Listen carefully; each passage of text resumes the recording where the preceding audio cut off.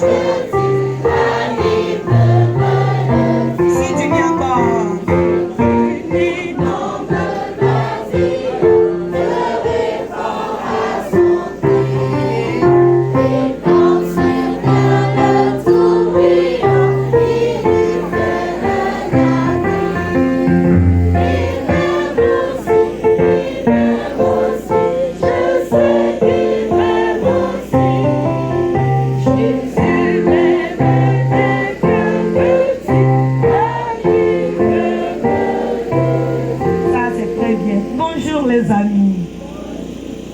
Comment vous allez? J'espère que vous avez passé une très bonne semaine ici à Badou, n'est-ce pas? Mes amis de Badou, vous allez bien, non? Vous allez à l'école, n'est-ce pas? Parce que vous allez à l'école, on ne va pas traduire le message. Tout le monde va essayer de comprendre à sa manière. Vous comprenez, non? Le lui a déjà me rassure. Très bien. Ce matin, le message va être différent de ce que nous écoutons. Ce n'est pas la suite des messages prophétiques. Ce n'est pas la suite du thème message et messager, si je me rappelle bien. C'est ça, non? Mais ce matin, Dieu va nous donner un nouveau message.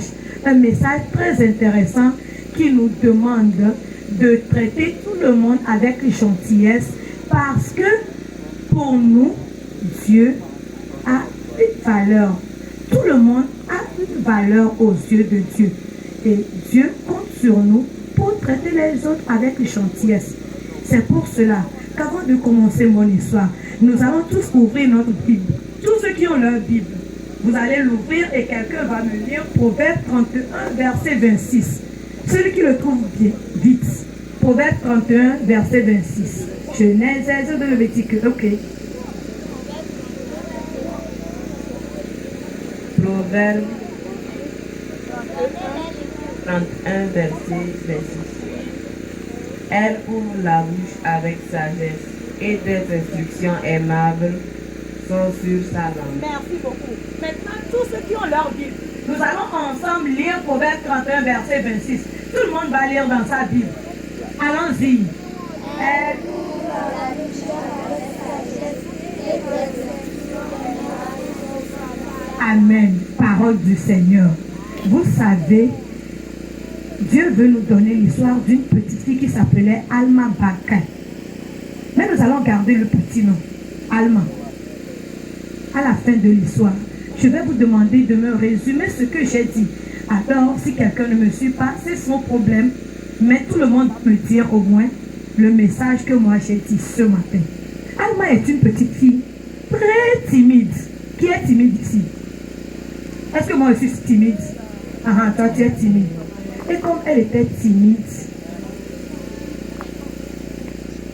un jour, elle a décidé de ne plus aller à l'école alors qu'elle aimait apprendre. Vous savez pourquoi elle a décidé? Qui peut imaginer le pourquoi Alma, qui aimait apprendre, décida un jour de ne plus aller à l'école? Dis-moi.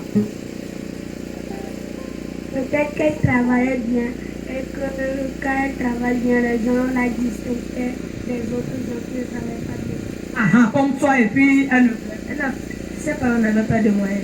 Ses parents n'avaient pas de moyens. Qui d'autre? Mais il y a une autre raison. Beaucoup de gens à l'école se moquaient d'elle. Vous là, vous êtes très intelligent. Mais sa raison, ce n'est pas les autres, mais c'est sa maîtresse même. Vous dites comment? Sa maîtresse était, je ne sais pas si je vais la qualifier de méchante, mais méchante. Elle est mauvaise. Et chaque fois, elle traitait Alma de bête. Oh, toi tu es bête, tu es bête, tu es bête. Si votre maîtresse ou bien votre maître, tous les jours, quand vous arrivez à l'école, et puis parce que vous n'avez pas répondu à une question, bien vous n'avez pas bien fait le devoir, et puis vous dit, oh toi tu es bête, vous allez aimer ça? Comme elle est une petite fille et qu'elle ne pouvait rien dire, alors elle a décidé de ne plus aller à l'école. Mais elle n'a rien dit à personne.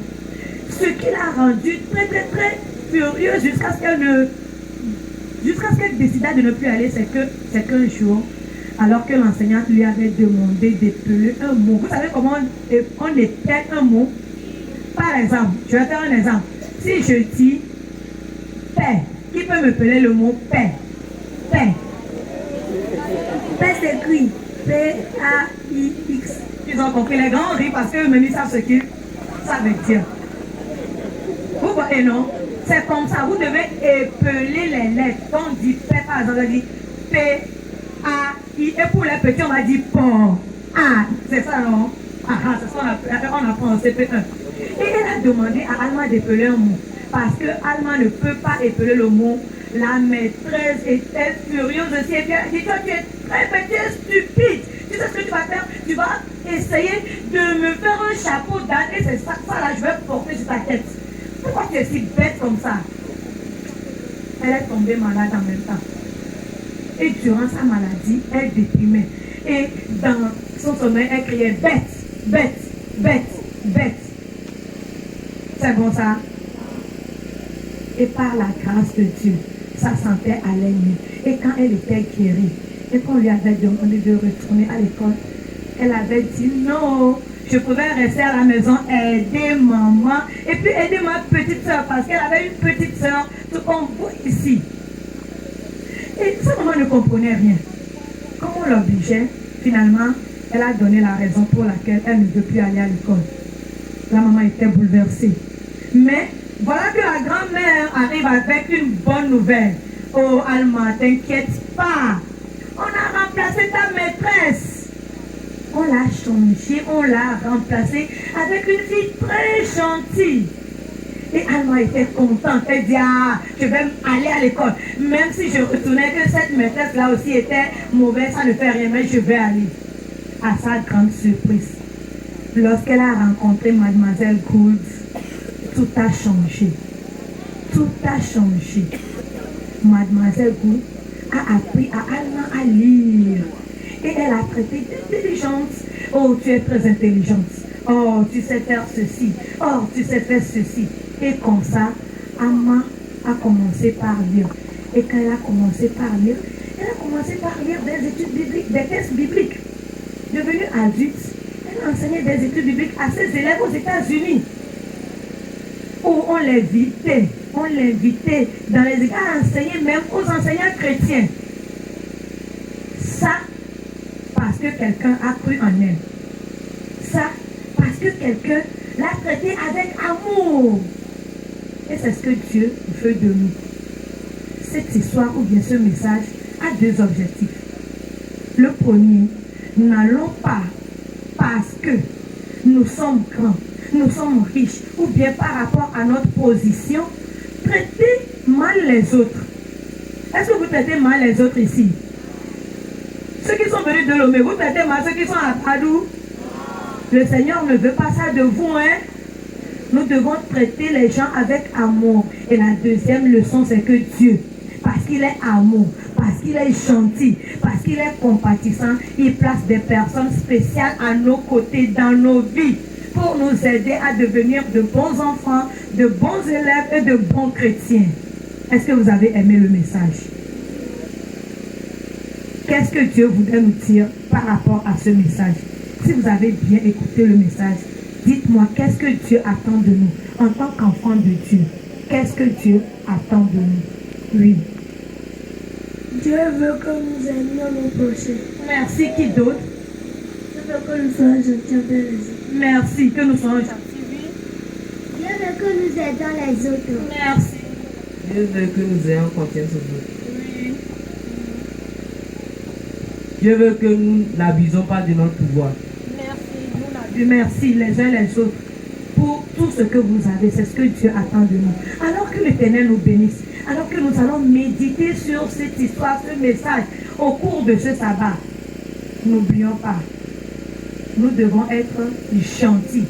Toujours être, toujours, quel que soit ce que les gens vont nous faire, soyons toujours gentils. Que le Seigneur nous bénisse. Nous allons prier. Nous allons position de prière pour tout le monde et répéter la prière après moi. Nous allons prier. Seigneur, c'est toi qui donnes l'intelligence à tous. Merci de nous aider à être gentils et aimables avec notre prochain. Au nom de Jésus. Amen. Nous allons rechanter si Dieu nous tombe loisir et regagner nos places respectives.